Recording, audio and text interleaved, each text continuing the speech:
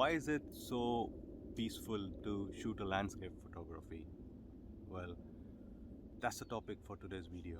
Now, I was out today doing a photo shoot in this beautiful park just close to my house, and always kept thinking, well, I just moved from London, and I always had this thought that once I moved out from London, how I'm gonna shoot, where I'm gonna shoot, and I was so used to shoot urban photography, moving around different buildings and nice uh, London Bridge and Tower Bridge and St. Paul's and all those beautiful places, and that's where I was learning my skill. I was learning to shoot with my camera. Um, which I just bought like a year back, and that's how I was learning my photography. And when we moved from London, I was really apprehensive that how I'm gonna do my photography, how I'm gonna take this further, how I'm gonna learn the skills, because where we live, there is a very small town. There's nothing outside. It's a small Victorian town, and there's nothing much to shoot there. So I was a little bit apprehensive how I'm gonna learn and how I'm gonna move ahead in this world of photography.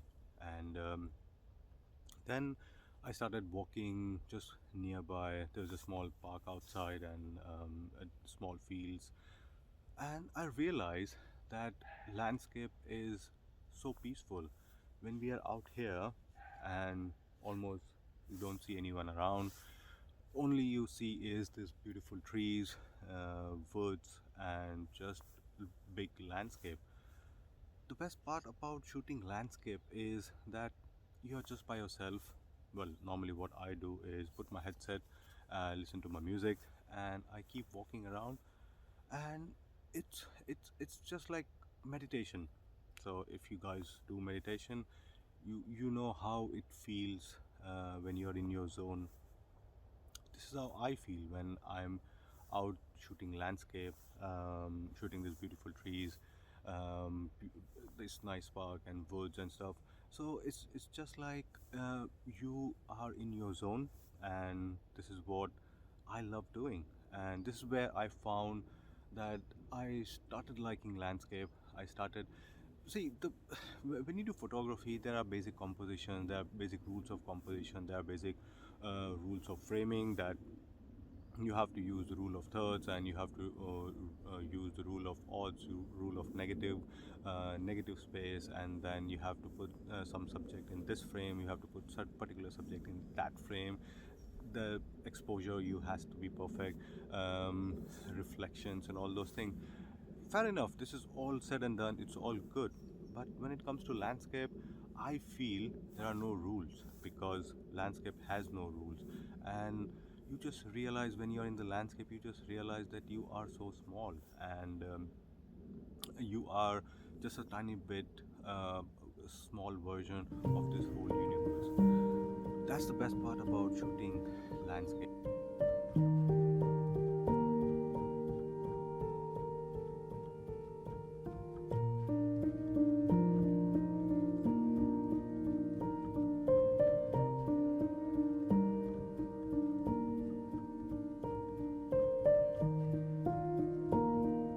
Now, at this point, I would also like to add something more, that when we are talking about shooting landscape, you mostly think of those big landscape photographers like Peter Lake, or one of my favorite recent time photographer is Peter McKinnon. And yes, my wife always makes fun of me that he's like my guru, and he's actually like my guru. I do have a small picture of Peter McKinnon as well in my study room. Not that I'm obsessed with him, because I do try and follow him. And as they say, that copying is kind of like like a flattery, and there is no harm in copying someone else. But I do believe that you also have to find your own niche. You also have to find your own style. So I do like the way he shoots and the way he thinks and his thinking about framing certain things, or the best part of what I like about Peter McKinnon is that he finds a story behind every picture, and his every image has to have a story. Just like he has got lots of tattoos in his hands, and there is a story behind his tattoo. So anyway, not much about Peter McKinnon, but more about copying someone's style. um, I do believe that, of course, you need to get inspired from other photographers. I certainly get inspired by many different photographers. There are loads and loads. I follow them. I do try and imitate their style, not 100% copying them, because absolutely there is nothing as such which you can copy someone else, because everyone has their own take, everyone has their own taste, their own style. That is what I believe. I have my own taste, I have my own creative eye, the way I look at things, the way I would certainly frame my shot, and many other things. So I do believe that you should get inspired from different people, but you should have your own style, and you should create your own style.